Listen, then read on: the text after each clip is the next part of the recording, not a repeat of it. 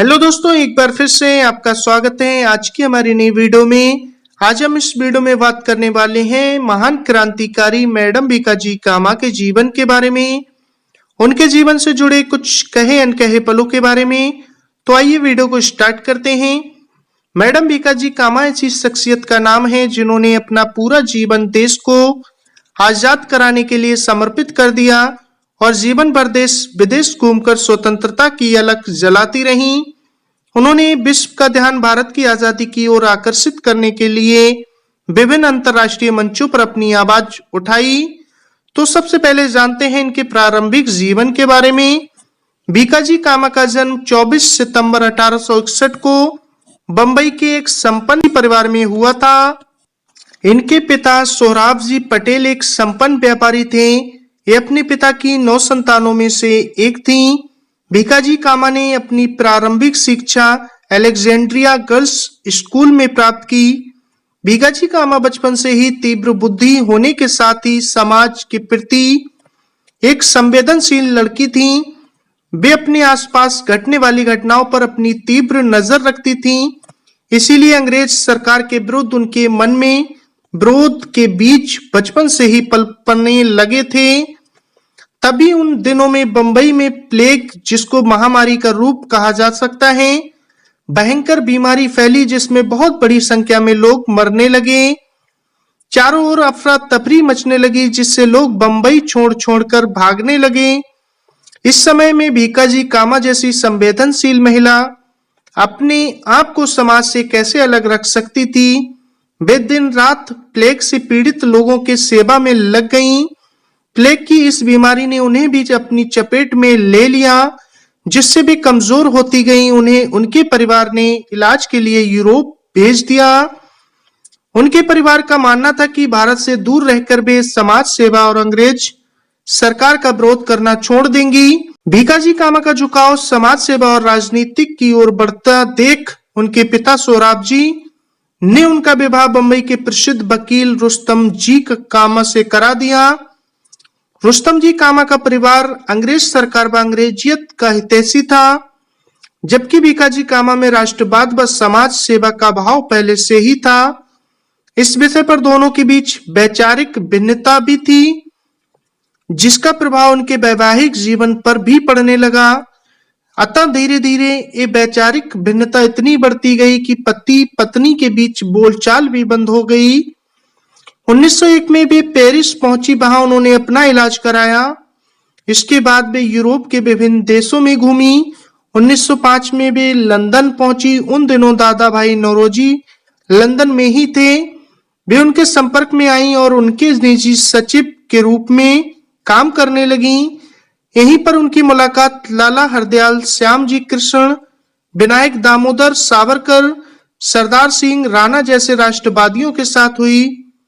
श्याम जी कृष्ण द्वारा Indian sociologist नामक एक पत्र निकाला जाता था।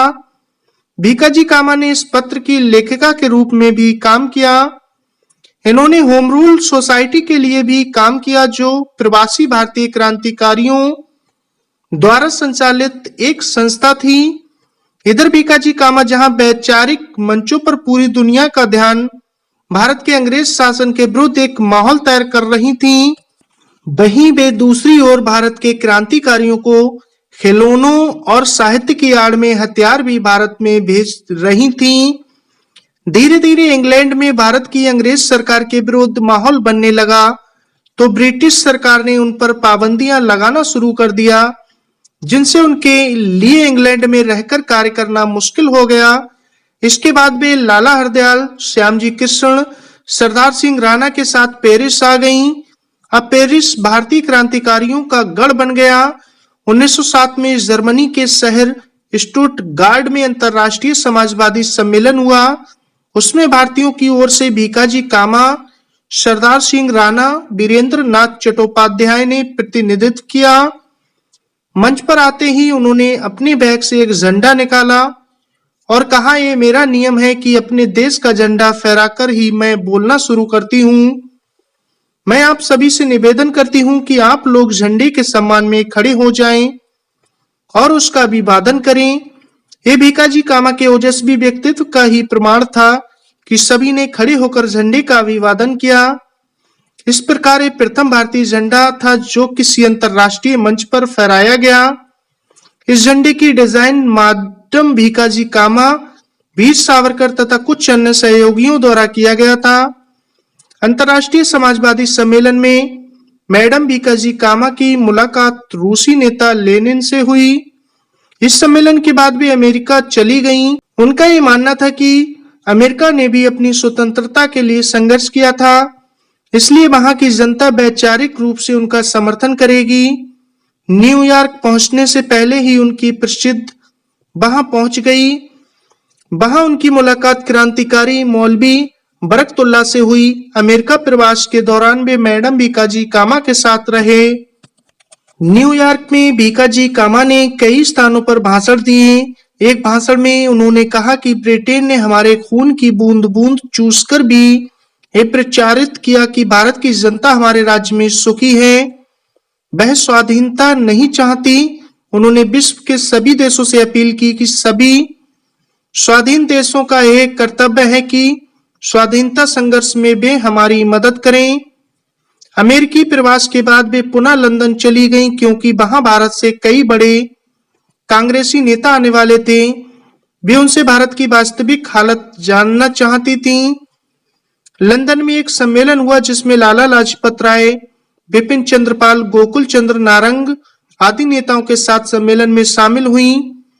1907 में विनायक दामोदर सावरकर की प्रेरणा से लंदन के इंडिया हाउस में प्रथम स्वाधीनता संग्राम का अर्ध शताब्दी समारोह मनाया गया। सावरकर द्वारा लिखी प्रथम स्वाधीनता संग्राम का इतिहास को इन्होंने प्रकाशित कर सभी देशों में उसकी प्रतियां भेजी। उसकी एक प्रति मैक्सिम गोरकी के पास रूस भी भेजी।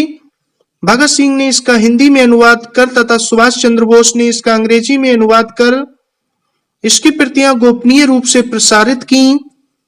लंदन में अपने कार्य को संपन्न कर वे वापस पेरिस लौट आईं।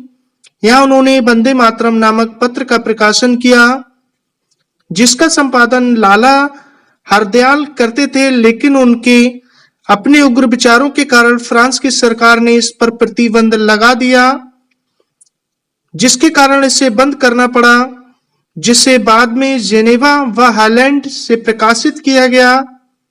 वीर सावरकर को पकड़कर जब फ्रांस ले जाया जा रहा था तो वे चलते जहाज से कूदकर तैरकर फ्रांस के तट पर पहुंचे तो उन्हें फिर पकड़ लिया गया और वे इस मामले को अंतरराष्ट्रीय न्यायालय हेग में ले गईं, पर उन्हें वहां हार का सामना करना पड़ा। प्रथम विश्व युद्ध के दौरान भारत से हिंदुस्तानी फौजें जब फ्रांस के बंदरगाह पर पहुंचती तो वे उनसे मिलती और उन्हें समझाती कि जिस देश की ओर से तुम लड़ने जा रहे हो उन्होंने तो हमारी भारत माता को कैद कर रखा है। यदि तुम अंग्रेजों की ओर से लड़ोगे तो ये बंधन और मजबूत हो जाएगा। उनके इस व्यवहार की खबर जब फ्रांस की सरकार को लगी तो उन्होंने उन्हें बिसी नामक एक पुराने किले में कैद कर लिया। उन्हें वहां से प्रथम विश्व युद्ध के बाद ही छोड़ा। इस कैद ने उन्हें शारीरिक रूप से बहुत ही कमजोर बना दिया। इसी के साथ बात करेंगे इनकी मृत्यु के बारे में। तो बढ़ती उम्र और शारीरिक कमजोरी के कारण उन्होंने अपने मनोबल को कभी भी कम नहीं होने दिया और इसके बाद वे भारत लौट आई। लगभग 8 माह अस्पताल में रहने के बाद 13 अगस्त 1936 में उनका स्वर्गवास हो गया। इस प्रकार भारतीय स्वतंत्रता आंदोलन की एक लौ हमेशा के लिए शांत हो गई। तो दोस्तों, आपको कैसी लगी मैडम भीकाजी कामा के जीवन के बारे में जो मैंने आपको यहाँ पर जानकारी दी? हमें कमेंट्स बॉक्स में अपनी राय जरूर साझा करें। मिलते हैं फिर नेक्स्ट वीडियो में नेक्स्ट स्टोरी के साथ। आपने अपना कीमती वक्त दिया, तब तक के लिए